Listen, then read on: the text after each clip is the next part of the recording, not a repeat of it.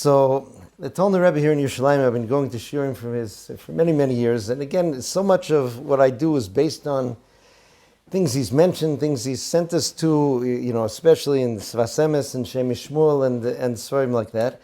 Here, I want to go through a piece of a shiur that he gave on Parshas VaYakhel. It was in a very interesting setting. He had a sister who unfortunately passed away young, Chavi, who lived in Efrat. And he would go to Efrat once a month, I think it was, to give a shiur in her house. And there was a whole chabura there in Efrat that would do. Now he does it on special occasions. It still goes out to Efrat, to his brother-in-law's house, who's since remarried. And they wrote up in a very small, limited edition some of the shiurim from his shiurim in Efrat, okay, which was a different setting kind of than he usually speaks in. So here in VaYakhel, he speaks about the connection between the Mishkan and Shabbos. Okay, there are many questions about it. We saw it appear already in Kitisa, right? The famous pasuk, Achet Shabbosai Tishmaru. Hashem says, but, you have to keep my Shabbos even though you're building the Mishkan. And that's the root of the definition of the Lamed Tes Malachos, the 39 Malachos used to build the Mishkan as those things we can't do on Shabbos. Now here in Parshas VaYakhel, we bump into it again, right in the beginning. VaYakhel Moshe's Kol Hadas Yisrael. Okay, so first of all, you have to realize that there are certain times in the Torah where it emphasizes that Moshe Rabbeinu spoke directly to all of Am Yisrael gathered together. That was a lot of people, right? They talk about it even being supernatural, right? To be able to gather them together and for them to be able to hear Moshe Rabbeinu. And this is L'macharas Yom HaKippurim, Rashi says. This is the day after Yom Kippur, which was when we got the second Luchas, when we were forgiven for the Chet HaEgel. And Vayomer Aleim, Eila Hadvarim Asher Tziva Hashem Lasos Osam. These are the things that Hashem commands you to do. And then it's strange because now it kind of comes to things you don't do. Sheishes Yomim Teosem Melacha. 6 days work should be done. Uvayom Hashvi, on the 7th day, Yelachem Kodesh Shabbos Shabbosan LaHashem Kol Ha'oseh Bo Melacha Yumos. Okay, so the Isser on doing work on Shabbos, then this famous Melacha of Hav'ora, of burning, of setting something on fire, is mentioned separately in the whole discussion in the Gemara, the Chalik Yatzos, the Lab Yatzos, Lo Savaro Eish B'chom Shosechem Yom HaShabbos, and now he goes to tell them about giving to the Mishkan. Vayomer Moshe al Kol Hadas B'nei Yisrael Leimor, Zeh HaDavar Asher Tziva Hashem Leimor, K'chu Meitchem Truma LaHashem, Kol Nediv Libo Yeviyahu Es Trumas Hashem Zav HaKesef HaNechoshes. Okay, now this Truma, which was already referred to back in Parshas Truma, and I mentioned then that we're going to be repeating, and you have to try and pay attention to why the Torah repeat things, because it doesn't do it at random. And that first Truma was Kol Nediv Libo. Whoever feels this movement in his heart to give, should give whatever he has, Zav, Kesef, Nechoshes. Everybody was giving, and they brought a lot. Then, in Parshas Kisisa, we saw the idea of the shekel, the machzis shekel. This Parsha, this Shabbos is also Parshas Shkolim, the first of the four Parshas. And there, totally opposite. Everybody has to bring. In the original Truma of all those different materials, those who wanted to could, those who didn't. Here, everybody has to give. Incredibly, even Hadal Lo Yam'it, right? A person who doesn't have anything, he has to find a way. Chazal say he has to sell the shirt off his back in order to give machzis hashekel. Whereas usually for a mitzvah, a positive mitzvah, you don't have to spend more than a fifth of your wealth, of your capital to do it. Here, everyone has to do it. Ve ha'ashir lo yamit, right? Something that confounds fundraisers, that a wealthy person was not allowed to give more, right? He was getting out the checkbook, just a half a shekel. That's it. And then we come back here again to the giving, right, of the Zov, Kesef, Nechoshes, Tcheles, Vargoman, that's going to be given by different individuals according to their will, according to their wealth, according to these things. It was a question I saw brought down in one sefer. How could there be poor people, right? Hadal lo yamit. Chazal talk about the vast wealth that Am Yisrael brought out of Mitzrayim. aside from, all the kelim they got from the Egyptians from their house. And they say, Bizas Hayam, right? The golden jewels the Egyptians adorned their horses and chariots with, all washed up on the sea. Everybody was loaded. So what could be? So the answer was, okay, what do you think? They weren't doing business in the Midbar? And some people went b'chula, like you say, they went bankrupt, so they're different people. It was still going on, it still happens. Okay, so a big question that the Rebbe asks about the emphasis on the fact that you're not allowed to do the Mishkan, right, on Shabbos, to build the Mishkan on Shabbos. Rashi says, Hiktim lohem azharas ha-Shabbos letzivui melechas ha-Mishkan. The Torah came first. It seems very out of place. We're in the middle of the things of the Mishkan. VaYakhel, he gathers them all together. He tells them again about Shabbos that they've heard about multiple times in, right, the Aseret Sadibros, in Kisiso we brought it. Loma she'enu doches ha-Shabbos. To tell you that even though Hashem commanded you to build a Mishkan, that doesn't override the Isurim of Shabbos not to do these things. Now, if you would look at the Beis HaMikdash, when it was functioning, or the Mishkan, there's a lot of, quote-unquote, Chil Shabbos going on. Meaning, the one mitzvah that we have now that maybe could illustrate this is Bris Milah. If you have a baby boy who is born naturally, and the 8th day comes out on Shabbos, we learn that the Torah's command to perform the Bris Milah is done on Shabbos, even though that act of cutting off the orla is an av malacha, right? Is something that would be. Nonetheless, we do it. In the Beis HaMikdash, there was lots more. We read it in Musaf. We would bring this korban, we would bring that korban. Ketores, different things were all brought on Shabbos. Different things which are there, because in those cases, those mitzvahs aseh are done. So why is it that we can't keep building the Mishkan? In other words, if the avoda of the Mishkan, so to speak, the outgrowth of the Mishkan is allowed to be done on Shabbos, certainly that which is the basis of it, that without it we can't even do the avoda, should that not be allowed to be built on Shabbos? Yeah. Yeah, so you're right. It would be like Rabbi Elazar Demila, right? The machlokes if you're allowed to make the hechsher mitzvah. So here he gets to try to understand the different aspects of Shabbos and the Beis HaMikdash and what they have together.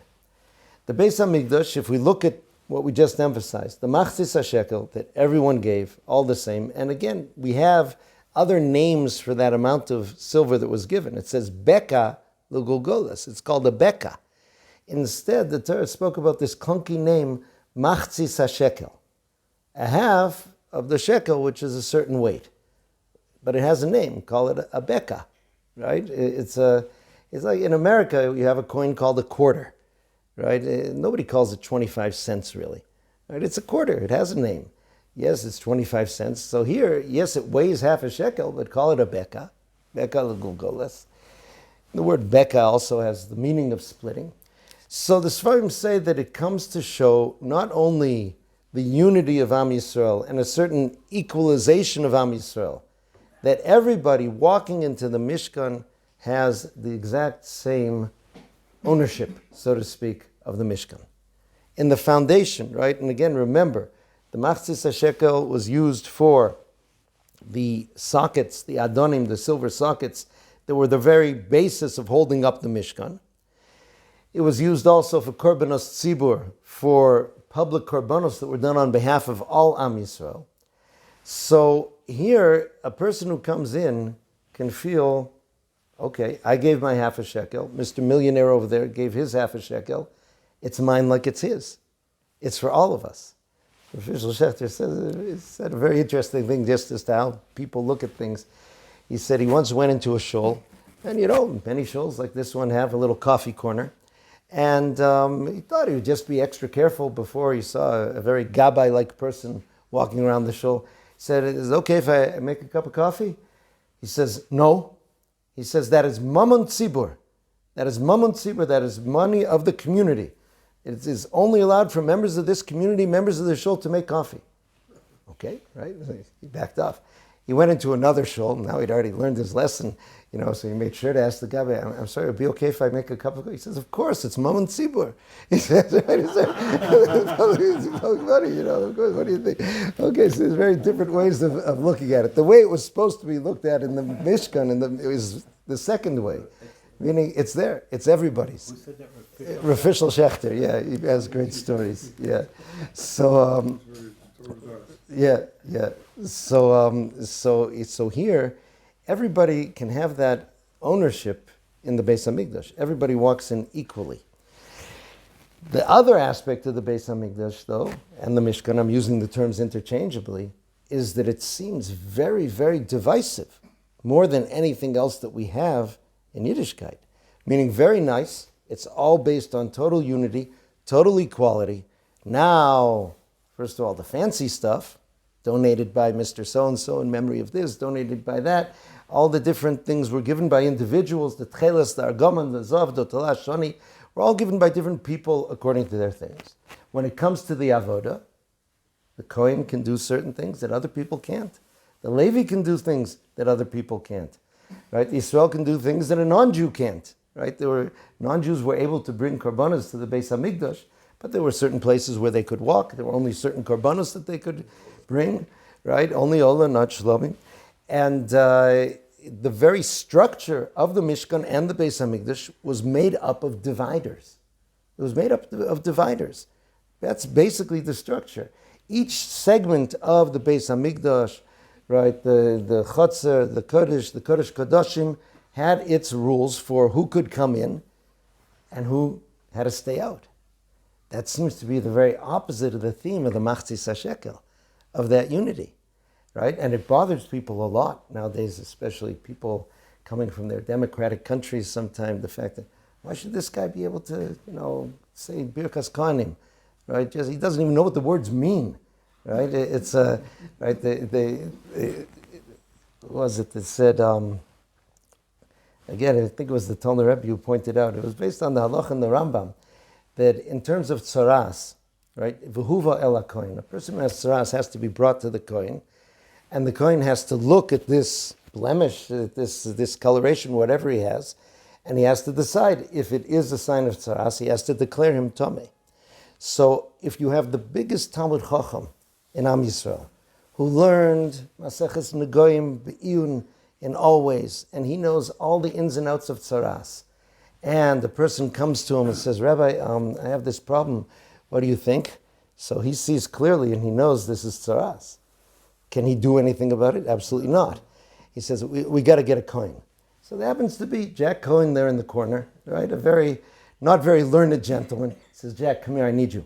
He says, you see this thing he has on his hand? Ugh, yeah. No, listen, Jack, okay, this is not dermatology. This is something spiritual that's called tzara'as, okay? You heard tzara'as.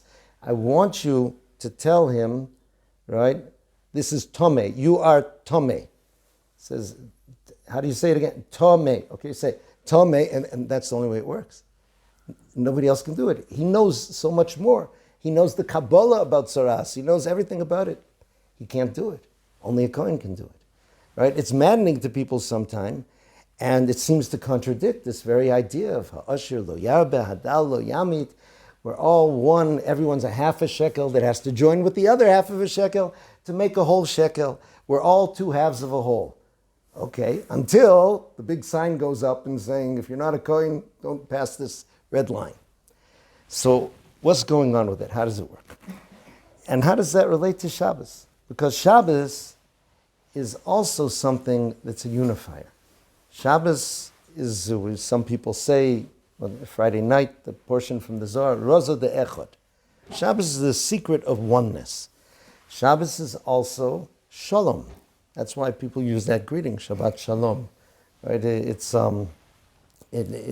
something which means Shalom, and the Shalom comes from a very particular way. Because the Zohar Kodesh says, on Shabbos, Kol habriya chozeret l'shorsha b'Shabbos. All of creation goes back to its root on Shabbos. That's what's happening. Now, we see that the Sfarim say there's always parallels between space and time. Shabbos is the parallel to what the Mishkan or the Beis HaMikdash is in space. Shabbos we see as a great equalizer. Shabbos is that which brings everything back to its place. What happens when things go back to their root? In other words, it's a nice fuzzy phrase to say, on Shabbos everything goes back to its shorish, to its root. You're sitting there, you're looking, gone back to my root. Where is my root? Right? What does it mean? So he brings a fascinating Gemara in Menachos. Okay, Maseches Menachos, which tells us about how korbanos are done, there's a mitzvah which says, Al kol korbancha takriv melach. Every korban has to be brought with salt. Now, this isn't just for taste, because the Gemara says this is even what's called the korban eitzim. People would donate wood to be used in the Beis HaMikdash for firewood. That also need to have salt put on it. It doesn't get tastier with salt, right? So why the salt? So Marami Rottenberg asked an interesting question, right? It says that in the Gemara, when the pasuk emphasized al kol korbancha takriv melach, so it says even on Shabbos, you salt the korbanos that you bring on Shabbos. As we said, you're allowed to bring korbanos on Shabbos. You also put salt on them. So Marami Rottenberg, who was the father-in-law of the Rosh, who was imprisoned for so long, he asked the question. He said, "Wait, why does the Torah have to tell us that we're able to put salt on the korban on Shabbos? Midoraisa, there's no problem with putting salt on meat, right? There's no ibud, right? The malacha that could involve salt is tanning. You use salt to tan hides. So midoraisa, there is no such thing. You don't tan your steak, right? It's any ibud bochlin. Midrabanan, there are certain applications of it that you have to be careful with. So therefore, why would the Torah have to tell you, right, even on Shabbos, put on salt? Why shouldn't I? It's not usher. So there are many approaches. The Sfas Emes and the Avnei Nezer, the first Sachat of Rebbe, had a similar approach. What's behind the idea of the salt on the korbanos? So it's explained that in the mysterious parts in the beginning of Bereshis, it talks about dividing the higher waters and the lower waters. Mayim ha'elyonim and mayim ha'tachtonim. And this mayim ha'tachtonim, the lower waters in our world, imbue our entire world with a sense of yearning, a sense of distance, which brings about a sense of yearning. They're constantly churning and yearning. We want to be before our King. And there are two opportunities for the water to achieve that status. One, which is more famous, Simchas Beis HaShoeva, right? Which is the Nisuch HaMayim, the pouring of water on the korban. But the other one happening every day is the salt, which is there. The salt, and I looked once because I was curious. I asked this question once someplace and everyone laughed at me. I said, did the salt have to be sea salt or could it be rock salt? But I did find in a sefer that I believe that it had to be sea salt, right? Because it does represent the mayim. It's a solid, but it's a representative of the ocean, so to speak. Now, on Shabbos, if everything returns to its source, that means the lower waters are back in front of the King as they want it to be. So you would think there's no need to put salt on a korban on Shabbos. On Shabbos, everything is back at its root. There's not this dissonance, there's not this distance, there's not this yearning which is there. And the Torah says, even so, you should put salt on, right? That is hard to see. But, so the idea of something going back to the shorish also means going back to unity.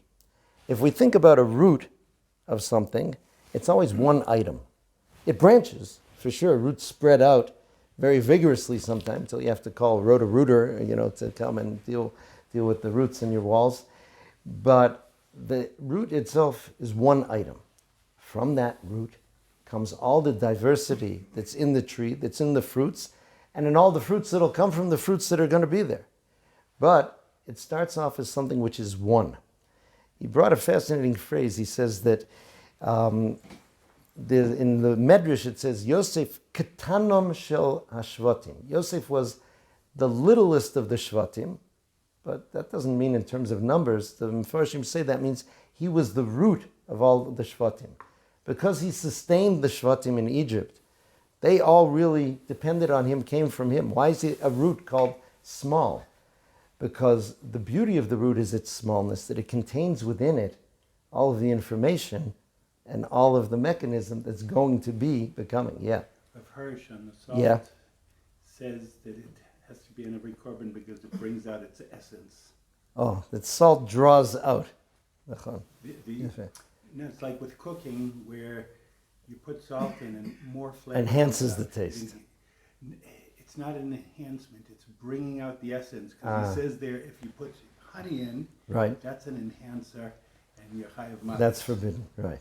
Yeah. So it has to be something bringing out from the thing itself, not adding in. Saying here, like the root of having all the essence of the tree inside the root. Of coming out, fair. Very, very good. So that's the idea. It's something small. I mean, the idea of DNA also, which contains the information, and I guess from Adam Harishon had all of our DNA in us, in him, and such, and it all comes from there. So this is why the Mishkan and Shabbos represent the root, right? It represents a root that then branches out into all sorts of variety. Shabbos is a root that then branches out into the week and everything we do. But both on Shabbos and in the Beis HaMikdash, it doesn't erase individuality. Okay? And that oftentimes can be the fear. If you have something communal, every time there's something communal, it feels like, okay, I can't do my thing. I've got to contour what I'm doing to the other people who are here, the other people who are in charge. I can't really be myself. I can't really do it. The Sfarim say that a cheta egel, part of what they asked for was plural. Ele Elohecha Yisrael. Chazal say that everyone wanted to make his own God, meaning, okay, I want this to be, custom made, designed, bespoke, right? A religion which is tailored exactly for me, and that way I can bring out the most of myself in it. So, therefore, the idea of the egel was destructive because it's separated from the root. Okay, it has to be attached to a root, and then you can have the variety. The Talmud Chacham I know said a word in modern Hebrew which is used that he says it makes him shudder when he hears it. They talk about migzarim, a migzar. A migzar means like a segment. Right? A segment of the population. That's how they divide up. There's the religious migzar, and there's the Arab migzar, and different things. And it comes from the word to be gozer, which means to cut. Right? There was a famous Rishon, Rabbi Yaakov HaGozer, who was a moel. Rabbi Yaakov the cutter. Right? So we aren't meant to be cut. We aren't meant to be cut off. We have variety, and we have different groups, but they're never supposed to be cut off, not from each other, and certainly not from the source. So on Shabbos, a person returns to the source. At the Beis HaMikdash, at the Mishkan, a person returns to the source. And in the source, all of the aspects that are going to be branching out afterwards are totally at peace with each other. There's no competition. There's no struggle. There's no jealousy, because we're really all just one thing. And that's supposed to remain with us as we go out and we express our individuality. There are many individual things happening in the Beis HaMikdash. Korban Yochid. People were bringing a korban for their own Aveira. They were bringing a korban Toda to thank Hashem for their own event that happened. But all of that is done while connected to that root that's founded with the Shkolim. Okay, so this is the combination of the two, and it's a struggle to this very day for a person to find their individuality, but to realize this is really the pshat im einani li mili. Right? On one hand, I have to be myself. I have a unique tafkid which Hashem gave me in the world, as Chazal said. Just like their faces are different, their inner world is different. There's never been someone with this face. And in order for HaKadosh Baruch Hu to do that, he doesn't have to give somebody 2 noses and 3 eyes. Right? That same configuration is always different. Even identical twins have subtle changes that parents pick up quite quickly. But and the inside is entirely different. But kshani la'atzmi ma'ani. If I'm not connected to that root, which is the entire klal, so then that individuality is meaningless.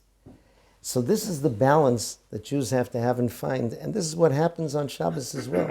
Shabbos is supposed to bring shalom, because if everything returns to its root, so the fact, so much of our angst comes from the fact that people are different than me, and people don't do things the way that I want to do them. And this is why also the Zohar HaKodesh brings down, there's a Gemara in which Masechta, the famous story of Rabbi Meir, who he was in a town and he heard husband and wife fighting on Erev Shabbos. So he started to get involved. He went there for 3 weeks on Erev Shabbos, just before candle lighting, to make sure things stayed calm. And then he felt that they got the message. And he said, okay, I can go now. As he left, he heard the Satan cry out, Vai! He says, whoa, that Rabbi Meir threw me out of my house. Okay, so first of all, I thought it's very frightening that a house with fighting becomes his house, right? He considers that his place. And it happens especially before Shabbos, because the idea of conflict and strife is the exact opposite of the message of Shabbos, and the exact opposite of the idea of the Beis HaMikdash. That's why it had to be in Yerushalayim, Ki'ir shechubro lo yachtov, Yerushalayim lo nischalko l'shvatim. In reality, Yerushalayim did not go to any one particular shevet or another. In fact, I heard also from the Rebbe, I think, that when there was Aliyah L'Regel, a person who lives in Yerushalayim has to open his doors for people to come in and camp out. Right? You got a nice family from Beersheba coming in. They happen to like your villa. They knock on the door, say, hi, we're here for Pesach, right? To make room, and in they go. This is the idea of the togetherness which is there, but it doesn't erase the uniqueness. It enhances it, because there's no power to the uniqueness unless it draws from the root. May Hashem help us connect to our roots, connect to each other, and be ourselves.